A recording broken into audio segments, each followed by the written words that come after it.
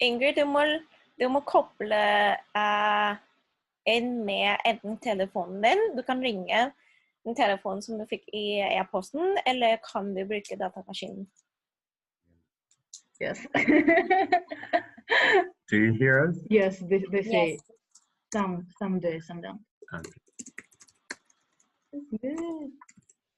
We can hear you now.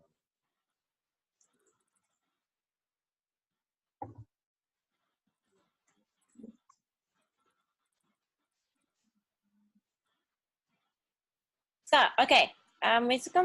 Vi skal måtte starte. Så, tusen takk til Anna og Slava at dere kan være her i dag. Do you think you can speak English because Slava don't speak Spanish? Don't speak Swedish. Okay, right. So thank you guys for being here today and spending the time with us.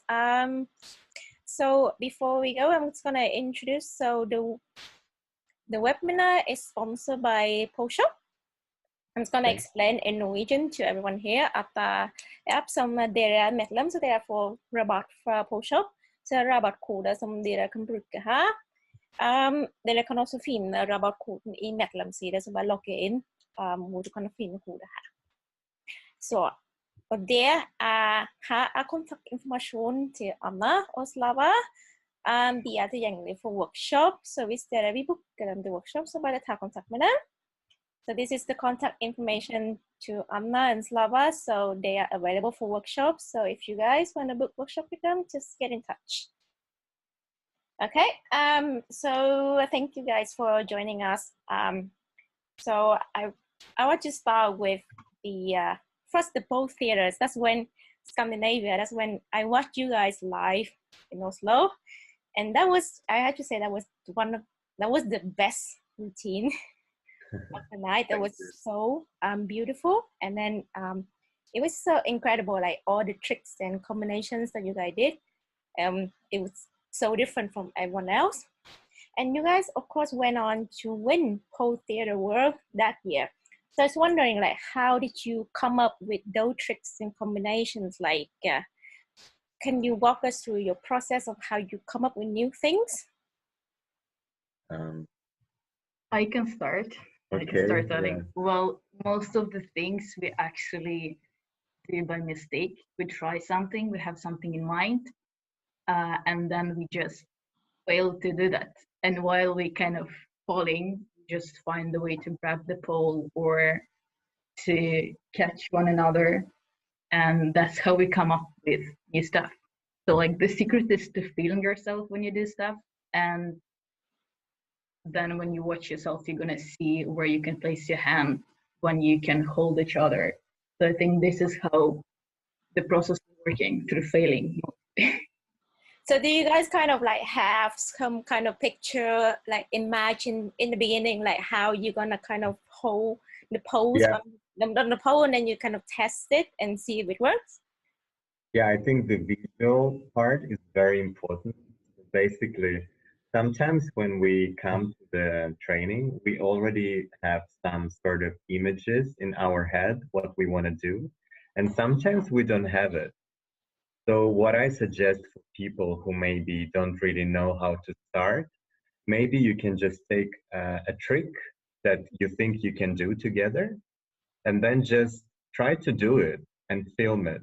And then when you look at the video, you can start maybe thinking what you can adjust, you know, like maybe I can move my body to another position, maybe I can grab the pole, maybe I can grab my partner. So basically what we do, we start with something that we already have in our head, maybe already the trick that we did before or we saw somewhere, and then we film it, and then we start looking, okay, maybe we can do a small variation here, maybe we can you know, change the position here and there, and then the process starts.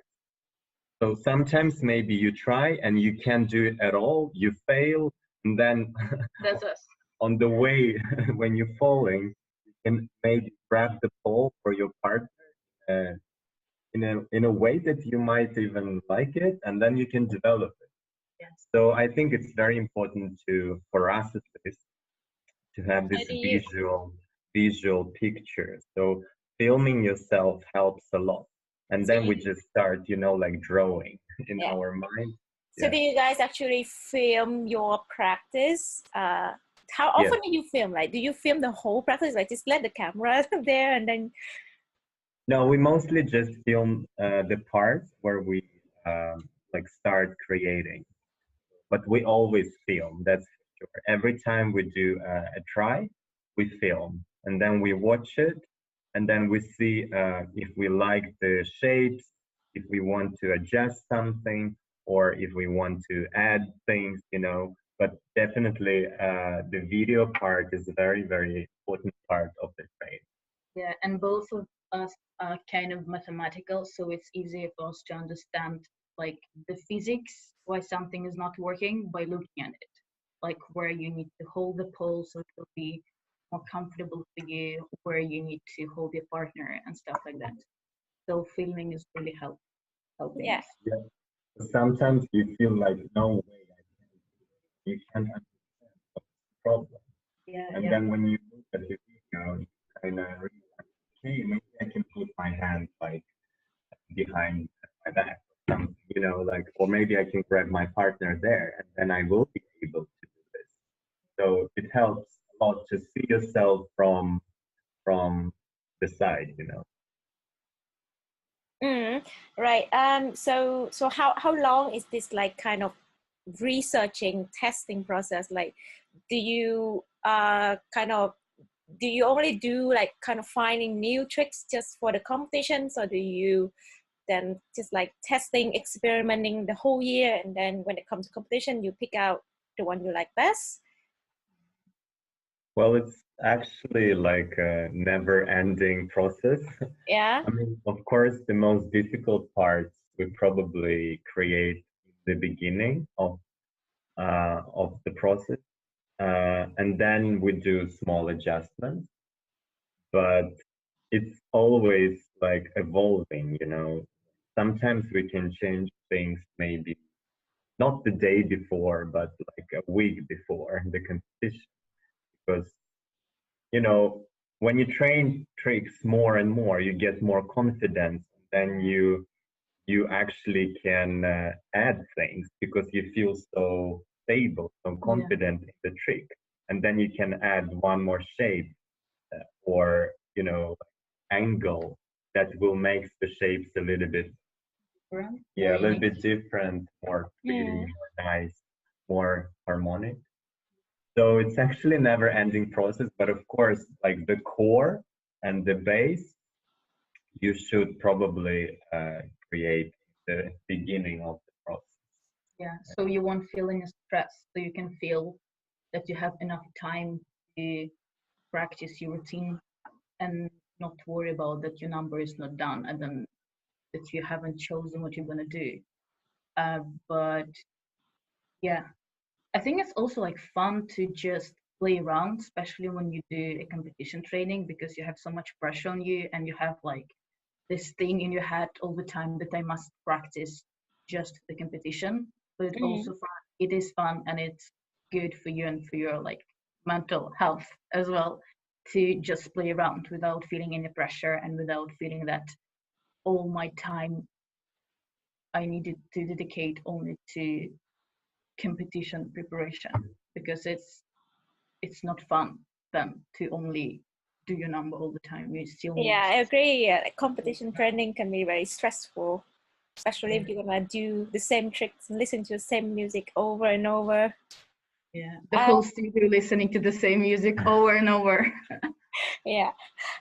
So both of you both competed in both like different types of competition, like pole sport, pole theater, pole art. So so the first question I have for you is, how did you choose like which competition you want to enter?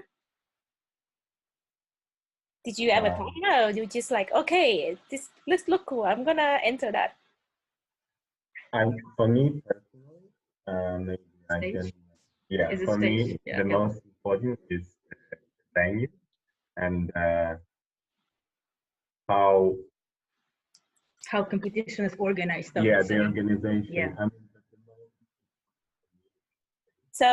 So you chose mainly based on the venue and then like the organizer. yes. Yeah, many competitions were like this. Of course, the big ones like the World Championship, then it's another thing. But most of them have beautiful venues as well. Yes. The biggest competition, we normally have a nice venue. And just a coincidence. I mean, of course, you want to probably attend the event. That's not a must for me now. It Wait a would be a minute. really small Can you competition. speak a little bit louder because it's a bit hard Yeah. to hear you? Sorry. Can you hear it better now? You look nice. Yeah, I can hear you now. Okay. Sorry. I'm just gonna stop sharing my screen so maybe the internet will work better. Okay. Right. Do you hear now well? Yes. Okay.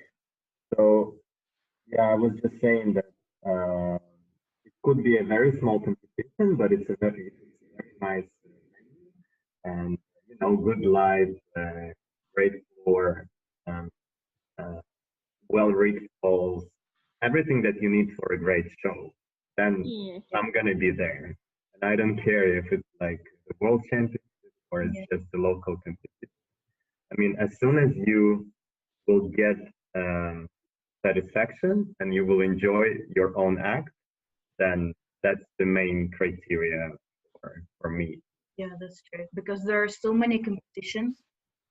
Because there are so many competitions nowadays, so it feels like maybe a few years before everyone knew which competitions were big and everyone wanted to get qualified just for those competitions.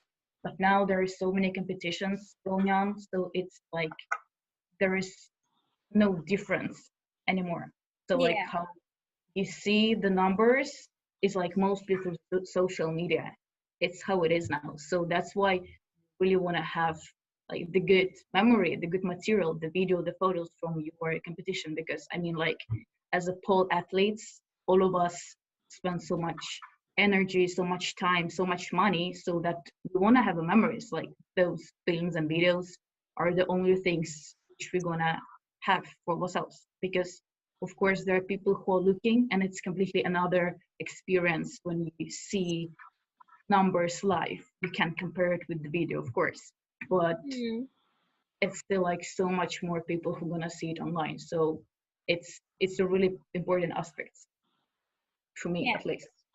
So there's a question in the chat. So the first question is, how far in advance do you prepare for your competition? And when you start, do you choose your music first, or do you choose your tricks first? What comes first?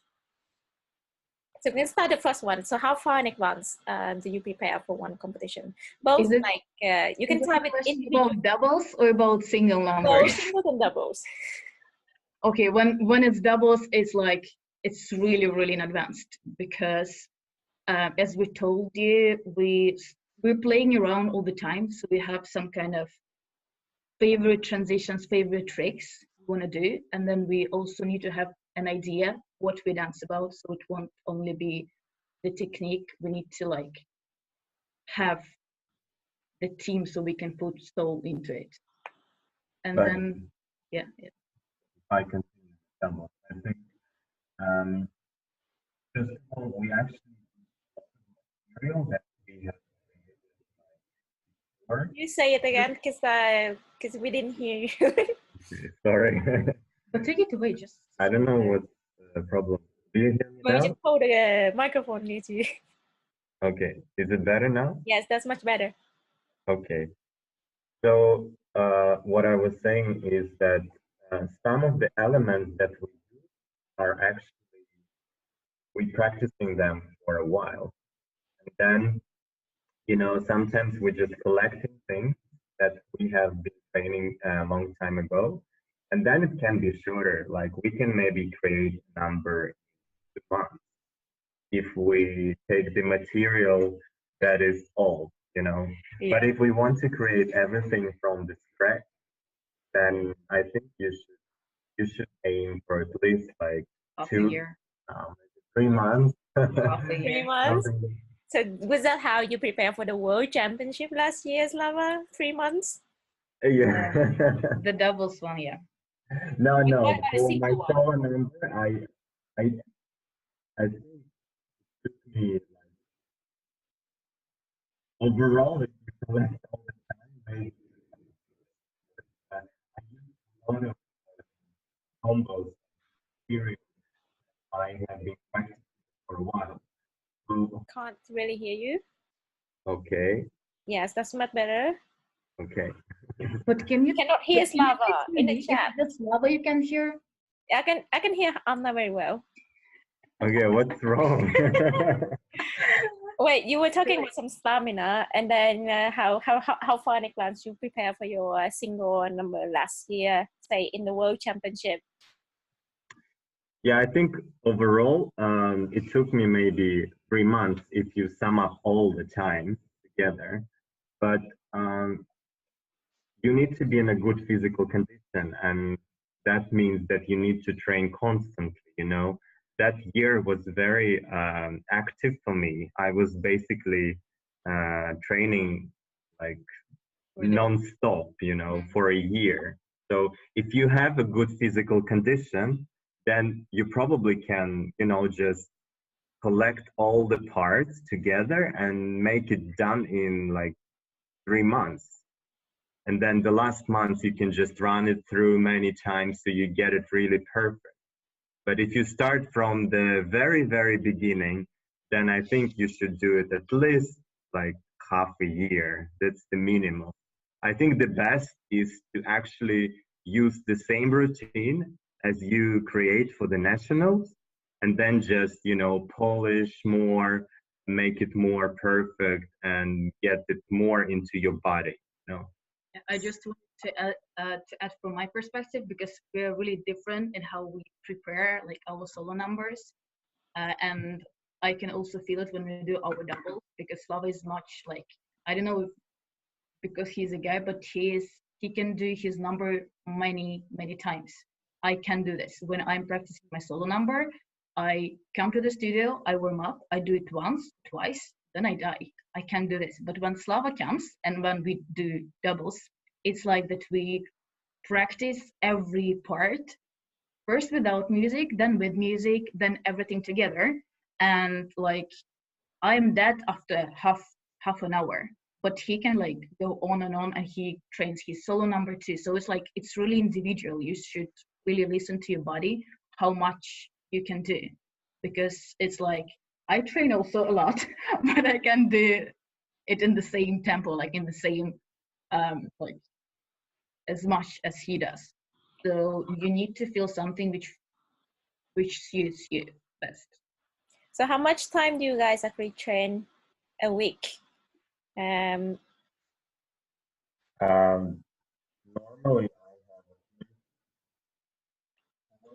How much time do you train per week? Say if you're going to divide it into how many hours you spend your time in the studio training?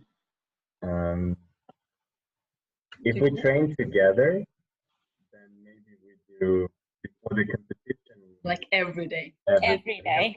How many hours though for normally each day? It depends on when we are creating, then we need a lot of hours because we are researching. We're not like constantly training. But when we go through numbers, like when everything is done, when we only like do run through, then it's maybe 2 hours. It's like the final maybe 1 or 2 weeks before the competition. But when we research, it can be like up to 6 hours. So we basically live in the studio. Yeah, I think when it's on the stage of creation, then it's pretty long. You need to speak closer to the camera. Yes. Sorry. Why they hear you, but they don't hear me? I don't know. It must be some angle, like like this. Yeah, probably. Okay, is it better now? Yes, much better. Okay, so I was saying that if you train in the beginning of creation of the routine, then it can be really long sessions, like 3, 4, maybe even 5 hours. But when it's closer to the competition, then you just come, warm up, you run through maybe 2-3 times, and then you're done. So it's like 1 hour. Yeah, I see. Right. So the next question we have in the chat here is, how do you build your competition routines? Like after you speak, so do you guys like pick the song first before you start your routine, or you pick your music later, and then how you put that all together? Like the question here is like, do you start with writing down tricks you want to do, or do you start with the dancing floor work? Like just walk us through the process. So we can do like, maybe we can start with Anna with like the single, and then Slava the single, and then we combine with the double. Okay. Well, when it's single, then for me it is song and idea to start with. Like usually when I compete single, I compete when I have been through something and I need to dance about it to get over it. So then like usually I don't even need to come up with idea, because I like go around and feel that something is like bothering me, so I dance about it, but it's hard to find the right song. So I usually have the idea, then I start with song, and then I just listen to it many times and try to write down what I feel in different moments of the song. Like it's really hard to find the song which you gonna like, which gonna suits you. So it's usually different songs which you combine and you cut like many times. One of my songs, I found the melody which I liked, and then I had the interview by Demi Lovato, who was talking about her eating disorder, and I just clipped the interview and I put the words on the music in the way I liked and in the way I felt they belong there. So it's like, it's also a creative process. You can do so many things with the music. And then when I know what I feel in different moments, then I just start to improvise. And I play around, and then somehow the movement comes. So the same way as with doubles, it takes a lot of time to research. And I also film myself a lot, so that I don't need to think so much, that I just let my body lead me into the different shapes and different transitions. Yeah, that's about some of them. Sounds good. What about you, Slava? Okay, do you hear me well? Yeah, a little bit closer to Anna, and then go to the Like this? yes. Yeah, okay. So for me, when I create the solo number, almost always music comes first.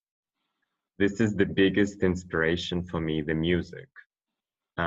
I think almost never I created a routine without having a music first.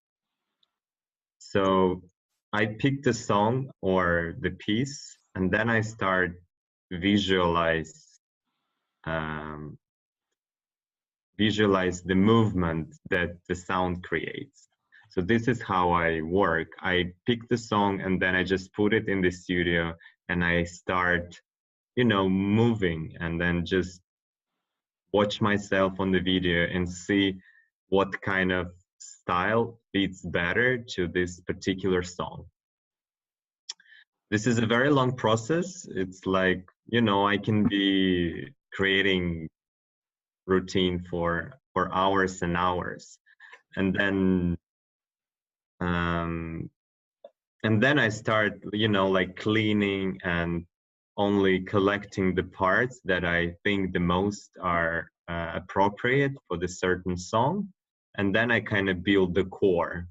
Normally in the music you have like strong parts, you have soft parts, and then you adjust your movement according to that. So as soon as I pick like the most most important parts of the choreography, Yeah. then I start to work with details, a lot of details, because I like to use almost every sound in the music.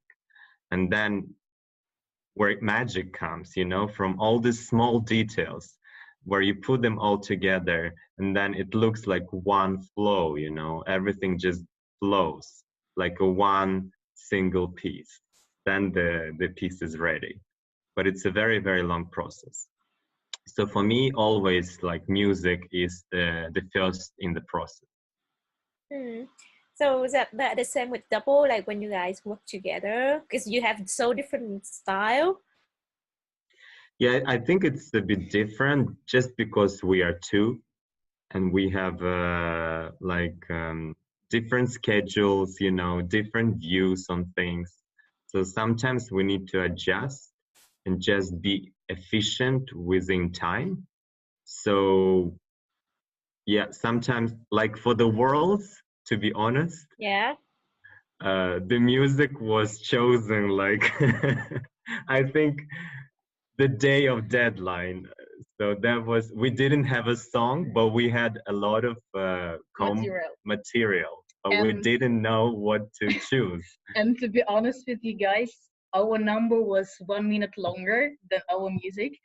So we had the number, and then when we came up on stage, we didn't know if we're gonna do the last part because we never did it with the music. So Okay. we were So supposed you to put together actually longer and you have to cut some part? Yeah, we had longer choreography. Yeah.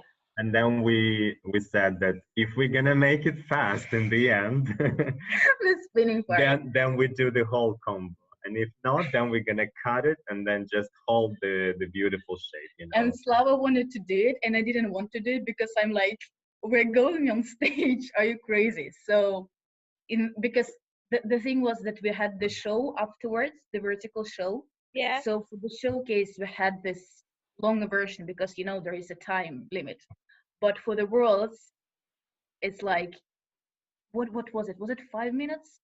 4 minutes. 4 minutes the maximum. And like for doubles, it's a really short time because just to go into the trick, you spend so much time.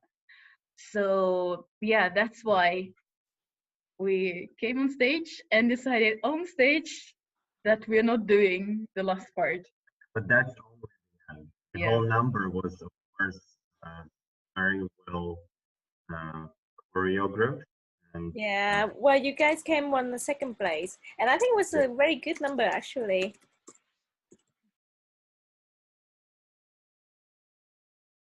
You know, you're probably gonna fuck it up in the routine because it's super hard to, you know, hold it for 2 seconds, or if you do a bonus, then you need to hold it for the full turn. So it's really, really difficult. I mean, of course, if you feel confident in super difficult tricks, you can pick it, but you need to be smart. So this is my advice. Just choose those that you really feel confident about and be realistic. Yeah, I see the girl's question here about combining. Yeah, so so like for the compulsory and post sport, do you pick what fits the theme of the routine, or do you pick the tricks based on the point that you can that give you the most points? If I will say from my own experience, the one thing I learned is that, as Slava said, you want to take as easy compulsories as possible because it's in pole sport, it's really hard to get points for them. And even if you might think that they're perfect, and even if you see them perfect on the picture from your routine, you still sometimes don't get points for that. So my tip is to take like really easy tricks so you know that you're gonna get points for them and that you don't need to worry about them through your old routine. And then it's also easier to get bonuses by combining easy tricks. For example, spins, static tricks on static. If you combine static tricks on static and make them spin, it's much easier to do those with like some easy moves because then you are 100% sure that you're gonna hold the tricks and you're gonna get the bonuses. Because like mathematically the bonus is going to give you more than like hard tricks. So And try to focus on like doing everything clean and doing it as easy for yourself as possible. Like if you compete in pole sport, like yeah, I think category. if it's a pole sport, then my advice is never choose the tricks to fit the music, but the other way around. As I told you before, you need to choose the tricks that you are confident about, and then you can find the music that you believe will fit well. I mean, for me, it's definitely the tricks that comes first in the sport routine, and then I try to find the music that I believe fits those tricks. In artistic routine, of course, it's the other way around. I find the music and then I feel like, okay, maybe this move is more appropriate for this part of the song, okay? But in the sport, I would suggest to take the tricks that you trained a lot, that you feel very confident about, and then you choose the music. Yeah, right. So I have another question for you. So you obviously competed in both like pole sport, pole art, pole theater. So what are your experience like? How are they different and then from each other, and then like, how do you experience like the competition, like, you know what I mean? Yes. I think it's pretty clear that all the artistic competitions, they have less rules. They are less restrictive in everything, in the choice of music, choice of outfit, and like in general, the act, you can do whatever in pole theater.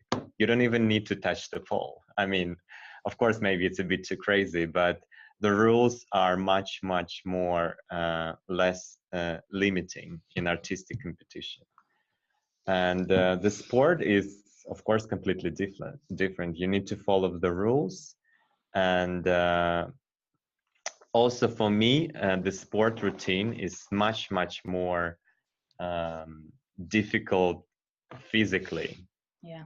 Artistic is more emotional, you know, it's more like about the feeling, and it's more difficult like mentally. But Yeah. the sport routine is very difficult physically. Like for me, it's the most difficult competition ever I've done in my life, like physically. I was really, really exhausted, and you need to have a very tough discipline, you know, the training schedule. It's very, very hard from this side. Yeah, I agree. I think pole sport, especially like the one by EPSF, is very difficult. There are so many requirements. If you really want to nail all the requirements, like from the technical bonus where you're gonna flip, say for exactly 360 degrees to get points, to Yeah. like holding the compulsory tricks for 2 seconds with like perfect, like correct grip and contact point. Otherwise, you don't get point. Yeah. So I think, I also agree that pole sport is very demanding, pole artistic, and then theater is more like fun and then putting on a show. So it's a bit different. Yeah, it's a totally different feeling, you know. Sport competition are putting more pressure on you because you need to be perfect. Yeah, but from other side, like if you think about judging, it's easier to understand what judges want in a sport competition because you have the points. But in all of the artistic competition, it really depends on the judges. So you may have an amazing number, but the judges are not on the same page with you, or they don't have the same style as you do. So you're gonna get less point than you would get from the other judges. So it's also like one thing that you need to remember or like remind yourself that what judges tell you is not what, how can I formulate it? That Yeah, I like think it's it's only judges what judges think. It's like their taste. It's based on their taste. It doesn't based on how good you are, or like how good your story is, or how good you are with showing your emotions. It's like the same as the interaction between people. Some people you click with, some people you don't click with. So it's also like really important for you to, when you compete in art, to understand what you like and if and how this routine makes you feel, and not what judges said or what points you get from the judges, because it's so abstract, you know, like, yeah. Yeah, so basically if you're having very competitive nature and you really want to be on the top of the podium, you have to do sport, because the rules are very transparent and everything is clear. But then you need to count on very hard physical job. And then if you just want to enjoy being on stage, you know, like just have fun and just live on stage, then you can do art competition. But then you need to understand that you probably might get disappointed that you didn't place, because judges has a little bit different taste, different view. You know, it's many factors that you can't really consider when you create the routine. So when you do art competition, just do it for yourself, enjoy yourself. And Yeah. the only competitor in this competition is yourself, you know. Yeah. If you have done something better than you did like in the last competition or last training, it's already a victory. Okay, so if you really want to fight, you go to sport, and if you really just want to have fun and enjoy, go to the artistic competition and really don't care about the results. This is just for you, it's your own moment, and it's, you know, just for fun. Yeah, and it's also, as I said, like really important to build this trust in yourself, that you don't think that much about points, that you think about how you feel, how it helps you to go through things, or how it makes you feel. I can just like give one personal example on it, that like the number which is like from my competitions, the number which is my favorite, and which I think I did the best, is actually the number when I placed the last. I was the last one in a competition. Which one was that? It was Polar France. For art Guess France. who was judging? I So was Slava was judging. going to give you the first place. You can blame it on him. Yeah, exactly. No, but it's like, so you need to have something more than points to be happy about. So if I have this thing that when I go from the stage and when on the stage I forget that I'm on stage, when I'm leaving what I'm trying to tell about, then I'm happy with the number when I get to feel the stage. So then like I'm gonna be already happy.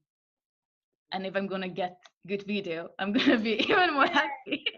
And I can also tell you, as a have a- judge of the artistic competitions, I can tell you for sure that opinions are very different. Oh yeah. And sometimes you just don't really understand how the other judge don't see all the beauty of the number, you know. So yeah, I it's can very imagine that. Like, I mean, some people probably prefer like happy like number, and then most people when they come on stage they present very dramatic number, right? And then people like some like jazz style, some like contemporary, or like, yeah.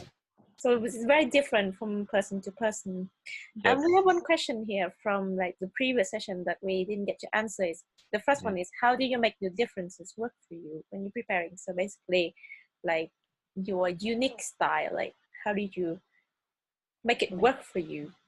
Do you mean while doing doubles? Yeah, like, What or kind I of think it's more like differences do you single. mean? Like you guys both have like signature tricks and style. Like how do you like maximize it, like to showcase your uniqueness in your routine? I don't really think that. No, we actually don't think about it when we create something together. We don't think about signature tricks. We do new stuff when we dance together. And we actually, like, in my opinion, we have really a lot of similarities, because we have the same kind of background in dancing. So we both are more like contemporary in our way of moving, and we have a really good energy between each other. So actually we like the same thing. When we do something, when we create something, I don't remember when we didn't like that what we created. So it's like it's a lot about communication, about playing, and about saying and not but, to like build on each other's ideas and not to say no, I don't like it, let's try something else. Yeah. Yeah, I agree. I don't think we actually have like big differences in terms of style. I mean, it's not like me doing doubles with, I don't know, Dimitri Politov. So I think me and Anna, we have pretty much similar style, and that helps a lot, of course. But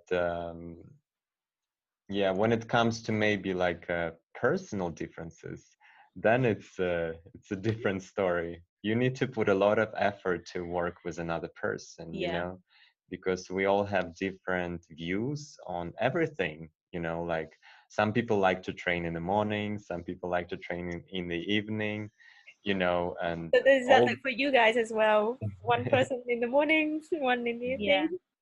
And it's hard also to combine, like when both of you are working and Yeah. studying and everything, So it's a lot and of trying to have personal life, yeah, a lot of social life. compromise you need to do when you work in a team. Yeah. So yeah, those differences are the most challenging. But when it comes to actually creating, Yeah. the process is always like, you know, very interactive and very fun.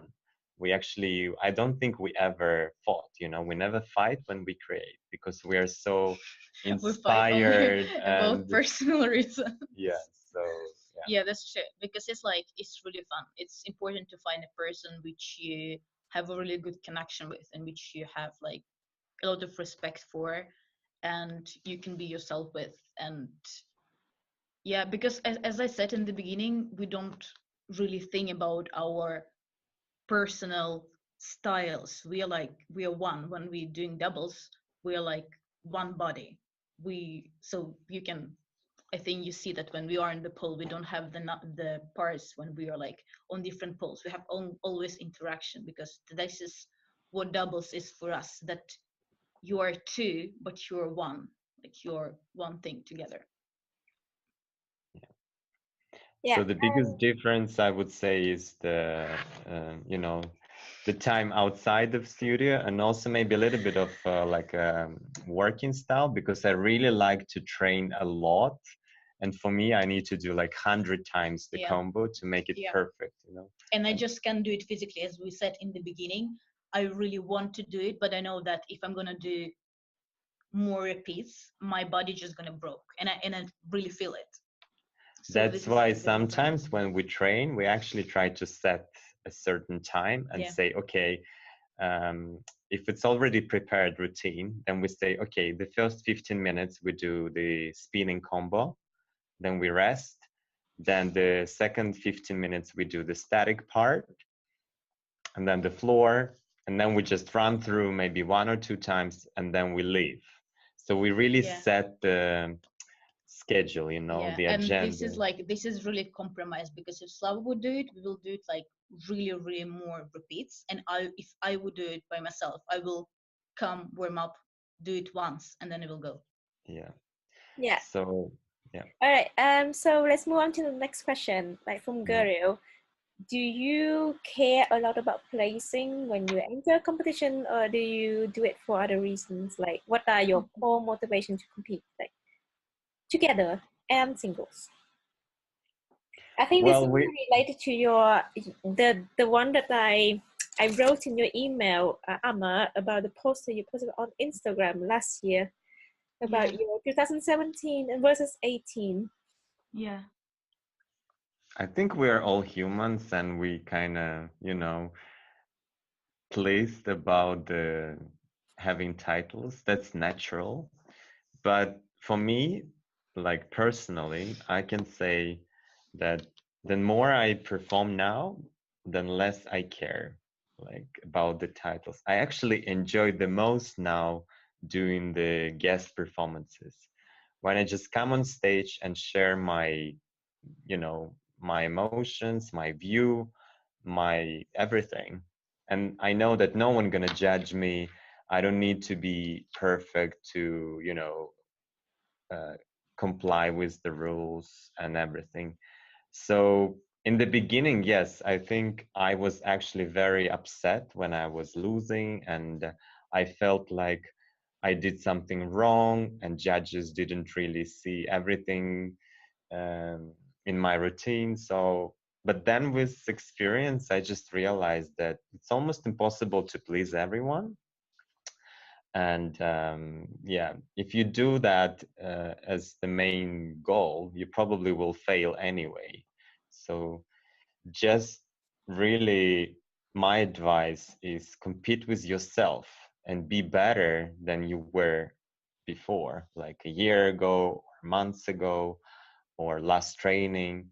So those small self-progress steps are more important, you know, than getting like first place in every competition on this planet. But this is maybe my approach. I don't know. It's different from person to person. But now my view is more towards like having self-satisfaction rather than hold the title after the competition. Yeah, I agree with Slava because I mean the titles are important for us as people because I mean in pole maybe one day the pole will be as all of the sports that you get paid when you compete for the time you train, but now we don't have any feedback at all. We can get like medals, we can get like comments and likes on social media and stuff, but we don't really get the validation the way all of us deserve because all of us, doesn't matter which place we get, we spend so much time and so much effort on it. So Yeah, of I agree. course you want to have, of course it's, you get really happy when you place because it is some kind of reward. But as you mentioned my post from the last year when I was competing in one category in Swedish nationals instead of two, I think I'm like on the same page now with Slava because I realized that if I want to, like pole is, I have done a lot of things in my life, trained different stuff, and pole is the only thing which I have done now for 6 years. And I also realized that if I'm gonna like really see that as a competition, I'm gonna lose it sooner or later because it's gonna be like, it's just gonna be too much. But if I'm gonna see it as my own, like some kind of meditation, then I can use it all the time to just feel better, you know, like when you have a bad day at work in school, then you go to the pole studio and you don't even need to do any tricks, you can just like roll on the floor and you're gonna feel good. And I really want to keep things that way, that I do things and I compete because I want to compete and not because I can compete, because yeah, I do stuff, I can do stuff on pole. So for me it's really like choosing what I really want to do and not what my students want to see or other people who ask me why you don't compete in nationals this year. I think it's like also a bit of priorities, that you want to have the pole as your happy place and not feel like any regret or any anxiety that, oh, now when I come to studio I need to practice, or like the next 3 months are only about the practicing. So you really need to find the balance that you And do I for think yourself. actually it will come, like if you When you're old, no, it's no, if you gonna look come. at my example, for instance, like I did world championship 4 times, Yeah, and you did. I I was really, really upset like the first time when I was placed second. I was really sad that I didn't win.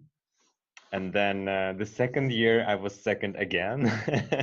Mm. So and I think I learned from this experience that I actually need to like fight not against my competitors, but against myself to get better and better. And then you will climb that top. I mean, if you will grow constantly, then one day you will be there. I think that will come. Yeah. Because it took me 4 years, but yeah, I managed. And I tell you honestly, the last championship, I wasn't sure if I will place because the guy was really good. And when I saw his routine, I actually saw that he's gonna win because he was perfect. And then I just said to myself, I don't care. I just want to do my routine clean and nice, you know, just perfect, executed perfectly, so I can do it better than I did at nationals. And then, yeah, it turned out that I won.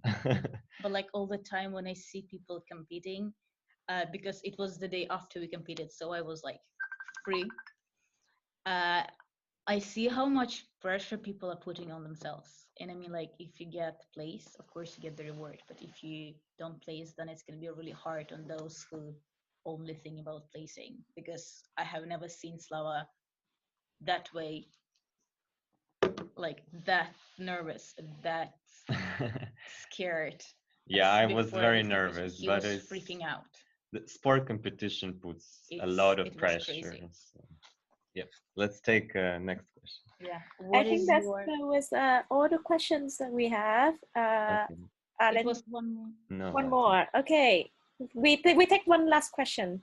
There is, what is your core motivation to compete together in singles? No, I think we already answered. Did you answer? What did you do for the good grip? So this is the last question we will take. Okay, there are two versions. Tell you first. Yeah. We are totally different. We are. Yes. It's So- funny, but we don't use the same grip products. I use dry hands, only dry hands. And of course, you know, I'm a guy, so I have more body hair.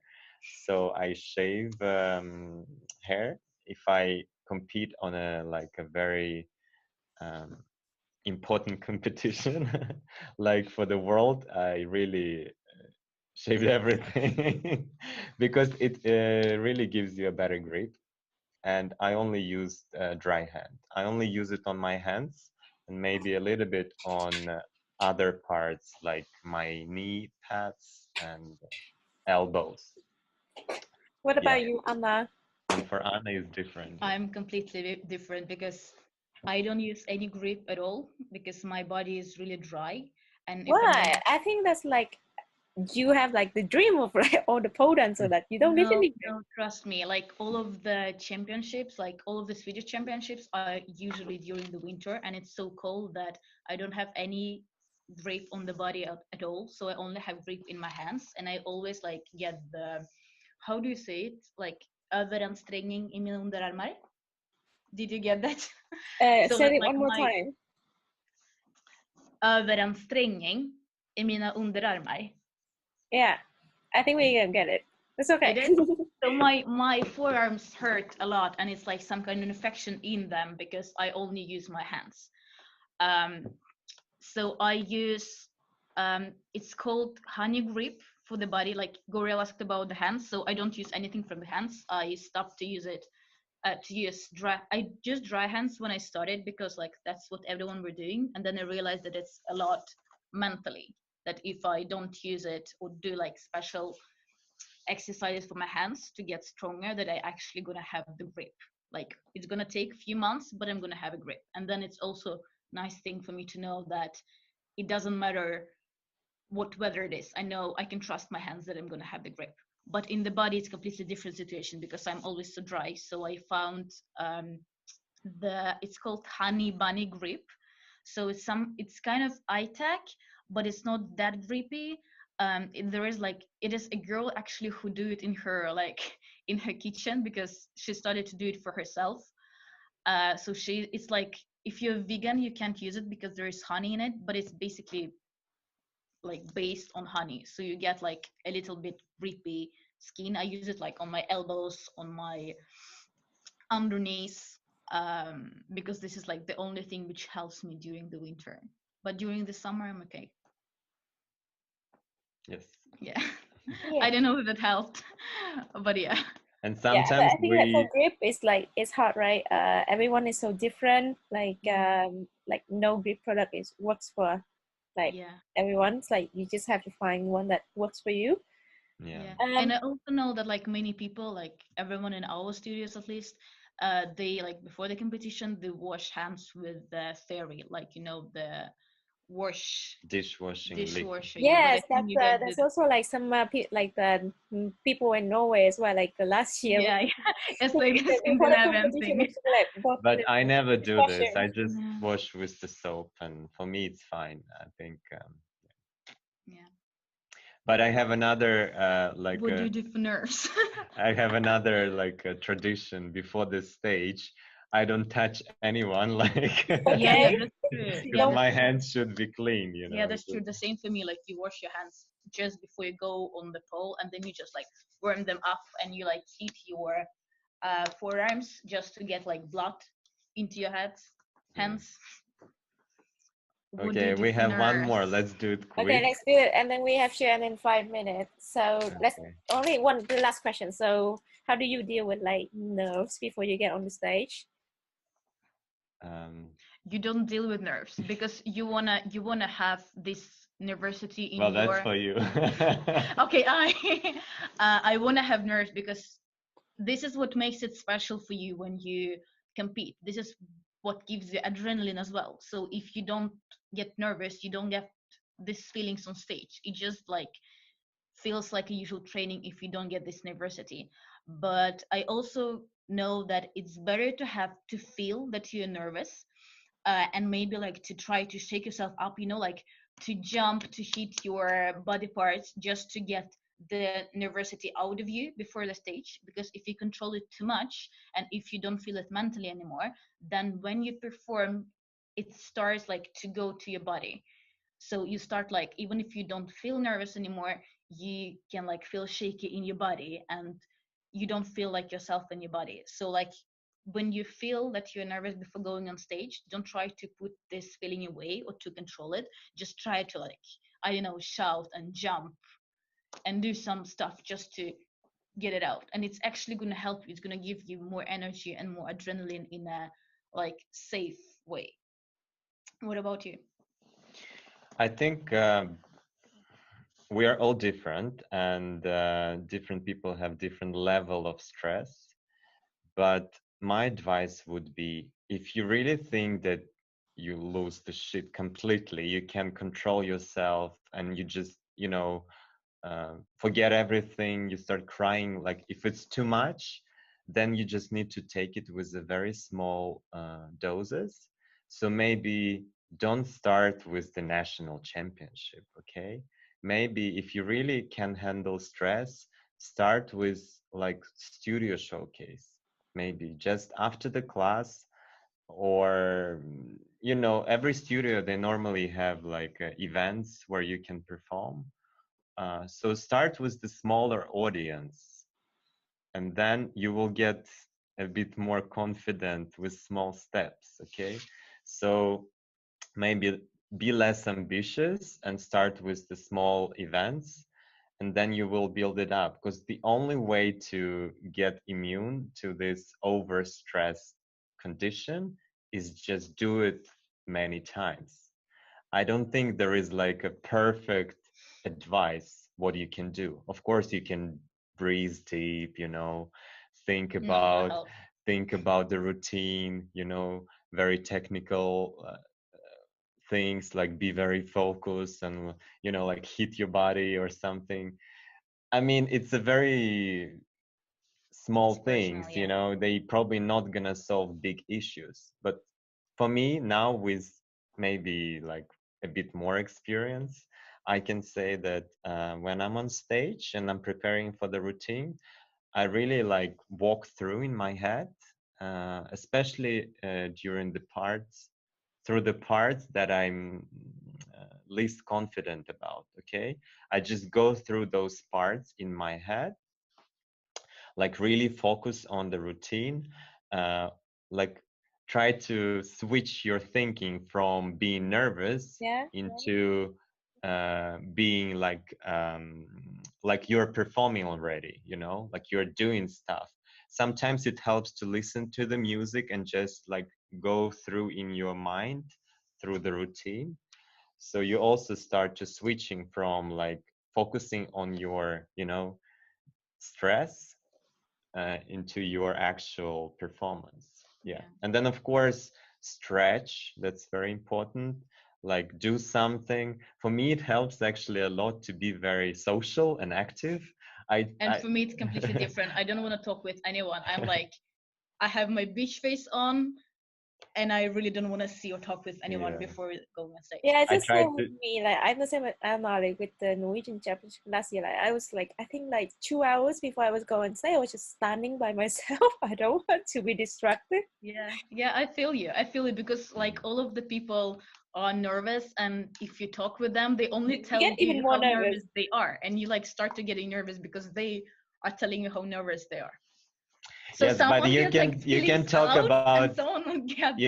about things that are not related to pole. You know, just be social, funny. How stressed they That's how it helps me. I mean, I really like to, you know, like share my energy with other people, and that helps. It's kind of unloads the pressure from me. Yeah, I just wanted to add two things. What Slava said about like starting with the showcases. Once again, everyone is different. And for me personally, actually to doing a number for the small amount of people are much more scary than to be in front of the whole public. Because when the public isn't, there are a lot of people, you don't really see them. You forget that they're there and you just like on your own on the stage telling your own story. But when you are, for example, in the studio, you can see the faces, you can see people, and usually you know them. So it gets much more like personal and intimidating. So you actually, if you're dancing about something personal, sometimes you feel that you're like, you're too personal because you can see the reaction. And the second thing about being nervous is that you're going to be nervous all the time. You're going to be nervous every time you go on stage. It doesn't matter how much you compete, how much you do showcases. So you should really remember that it's something that everyone is feeling. Like okay, Anna, I have to wrap it up now because we're running out of time. So thank you guys for joining us. And there's a lot of good questions and great answers. So what I would do is I have recorded it. I will watch it again. I'll share with you and see if it's possible to share with everyone. And then we'll get in touch. Okay, perfect. Great. And good luck to everyone competing. Okay, tusen takk alle sammen. Thank you. Okay, ha det bra. Bye.